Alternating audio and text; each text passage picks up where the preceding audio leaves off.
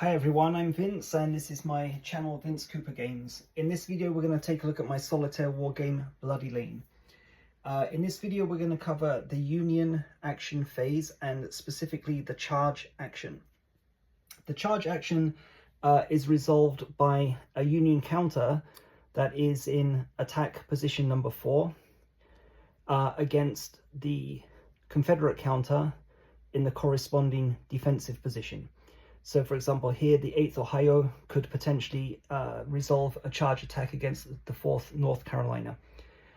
During the charge action, the Union counter does not actually move. It remains in position, and similarly, the Confederate counter also remains in position.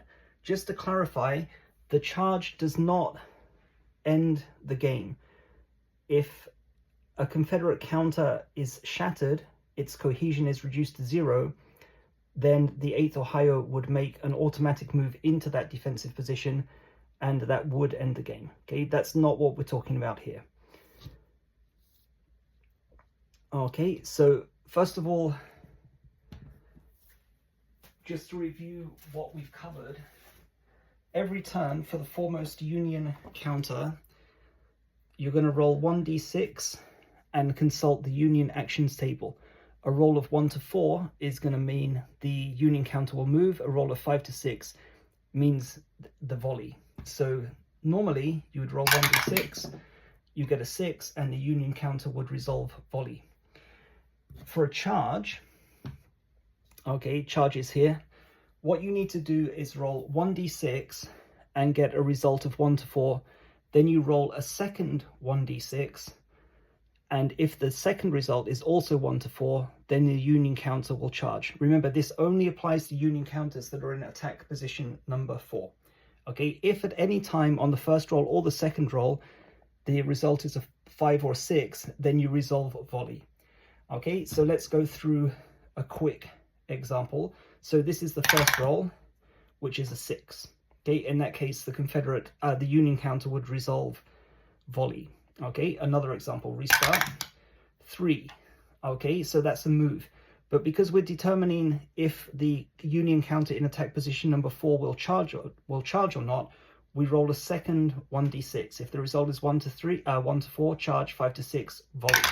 And the second result is a 6, meaning that the Union counter will resolve volley instead and make an attack. Okay, so that's how you determine whether these Union counters here will charge or not. 1d6, 1 to 4, 1d6 again, 1 to 4 means a charge.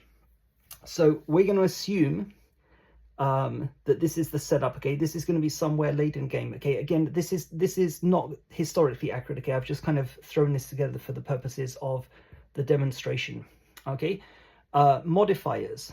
There is a smoke token which would normally impose a -1 penalty to cohesion when the Union is making a volley attack or the Confederate counter is making a fire attack. Okay, but in a charge, just to clarify, the smoke token does not apply. There's also a range modifier down here. This is the Confederate cohesion modifier. This is the Union cohesion modifier. Again, if the Union counter were to use the volley action or the Confederate counter were to use the fire action, the Confederate counter would gain +1 to its cohesion if the target was in attack position number 4, and the Union counter would there would be no modifier to its cohesion. Okay, so we're gonna see how this plays out for these 5 Confederate Union counters. Okay, there is a crouch token and there is an exposed token, which I'll explain when we get to it. Okay, so let's determine the action for the 7th West Virginia first of all. Okay, so we're going to roll 1d6 and the result is a 2. Okay, so we're going to roll, that's a move. So we roll 1d6 again and a 4. Okay, so 2 and a 4, that's 2 consecutive move actions. So that means we're going to resolve a charge. To resolve a charge, you roll 1d6 for the Union and you add that to its cohesion. Then you roll 1d6 for the Confederate counter and add its current cohesion. Okay, if the Union counter wins if that number is higher only. Both counters have their cohesion reduced by 1. If the result is equal, or the Confederate counter is higher, then only the Union counter suffers a drop in cohesion. Okay, so let's go through that now. So this has no cohesion token attached, so we're assuming its cohesion is at its maximum value of 3. Okay, so we're going to roll 1d6. That's a 4 plus 3 is 7. Okay, the current cohesion of the Confederate counter is down at 3. So 1d6 plus 6. Okay, so the Confederate counter got the higher number. So 7th West Virginia will suffer a penalty to its cohesion. So that's going to be reduced from 3 down to 2. Okay, second counter, 14th Indiana. Okay, so first of all, we want to determine what its action will be. We roll and we get a 2, so that's a movement. So we roll again and it's a 5. Okay, so 5 is a volley. So we would now discard the charge and we would resolve a volley. Okay, I'll cover the volley action in another follow-up video. Okay, 4th New York. 4th New York has got a cohesion of 1 and it has a crouch token attached. Again, I'll cover this in a subsequent video, but this means that the 4th New York will automatically resolve the crouch and reform action. So it's not going to charge and it's not going to resolve a volley. Okay, 8th Ohio, so determine the action, 4. Okay, so that's potentially a charge. Second roll is a 3. Okay, so it's going to charge. So the 8th Ohio has a cohesion of 3.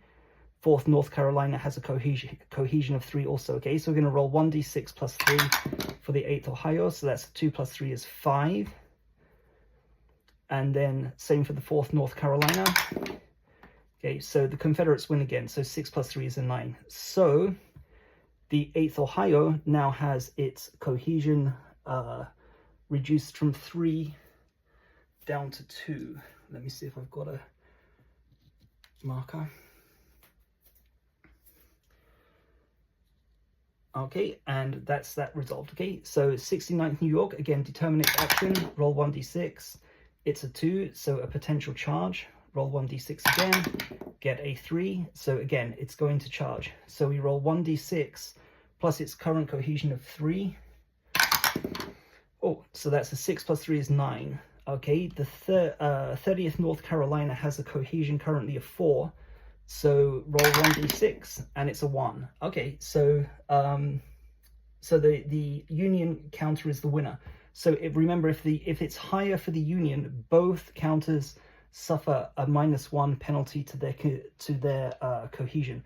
So 69th New York is going to be reduced from 3 down to 2. I'll get a cohesion markers in a second. 30th North Carolina is going to be reduced from 4 down to 3. Do I have...